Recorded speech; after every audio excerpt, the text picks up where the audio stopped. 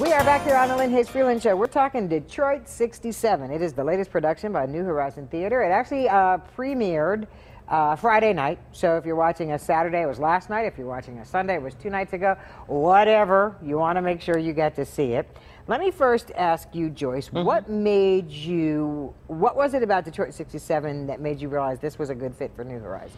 Well, usually in the last 3 or 4 years, we've been doing historical pieces, you know, places that had a historical background or about historical people. And so this fit into that background. It's Black History Month, too, in February. And we have this connection with Falk School. We've had a partnership with them for a few years now. So we've kind of developed having historical piece, and that has worked for us during our season. And so that's one of the reasons that we looked at all of the things that we could have done, and we selected Detroit 67 for this particular one. And Fox School, that's a good fit for you. It is. It's a wonderful. Great space. We have a great partnership with them. The space is wonderful. The scenery is nice once you come in. And we also have free parking. I'm going to say, and you got the parking across the street. So when people buy their tickets, I can email them a parking pass so that they won't have to come in and go back out. So we try to make it convenient for people. Absolutely. But that's what made us do this. And also, this is a great piece for groups, too. And we've been trying to get groups in, groups of adults, because it's a great discussion piece afterwards, as Herb's been talking about all the things. And then the young people from, we said, middle school and up, we thought it was probably appropriate for. And so we have 2 student matinees on Wednesday. One at 9:30 and one at 12:30.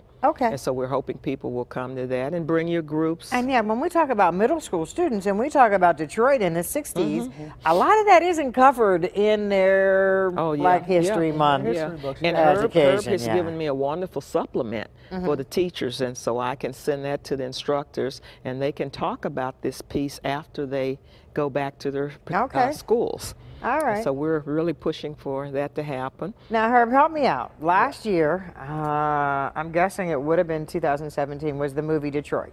That was hard for me to watch because it just dredged up so much stuff. Am I going to feel that way when I'm watching Detroit 67? I mean, I did watch it and I enjoyed it. Let me just be clear about that. It brings up, the play isn't specifically about the riots, and that's the thing. It's about a family. It's about how family comes together. It's also about how, when an outsider comes into your community, how do you deal with that? And so, when a white woman comes into this house, and the woman and the African-American brother kind of have a thing for each other in 1967. Although you love who you love, but at the same time, in 1967, it's dangerous. Right? And so prior to when the play takes place, and a month prior to the riots, the Supreme Court had the decision of Loving versus Virginia. The movie Loving came out last year, where where an African-American woman and a white man got married, but the city, they pushed them out of the state, saying, you can't be, interracial marriage is outlawed here. All the way into the Supreme Court, they won the case. So a month prior to this, it would have been national news. Everyone would have known that now it is legal to intermarry. And so the 2 people are progressive. They're thinking about love, thinking about hope, but you still have to keep in mind the danger of what it is. You got to go outside the door. Exit outside the door. And I'm half Black and half Italian. My dad's African American. My mom's Italian from New York. They met in, I believe, '69. So right around the same time. So this is exactly what they would have been going through. And me growing up as a kid in New York, and Staten Island has lots of Italians and was very racist, especially when I was growing up in high school. So I've even felt the brunt of that there. So I can only imagine what they were feeling and what they had to go through early on in their relationship.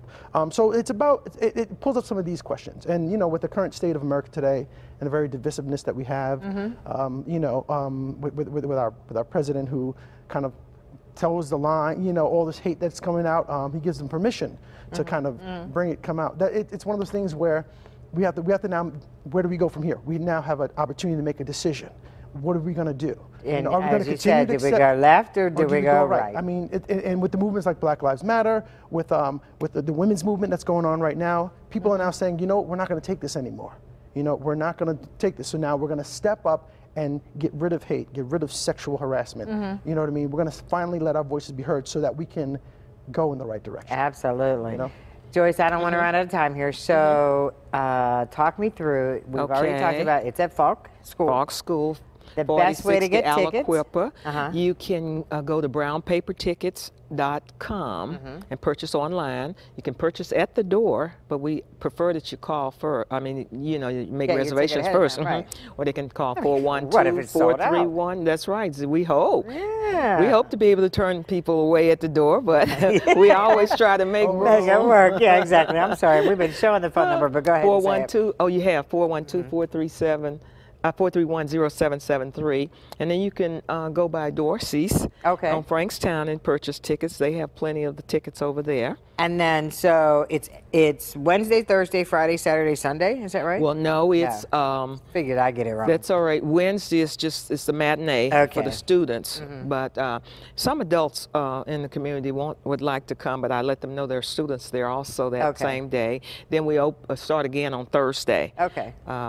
And then Friday? And then Friday and Saturday, two performances and one on Sunday. And the last day is February 11th. Perfect. We're going to wrap all this up for right now. We're going to come back. We'll take a commercial break.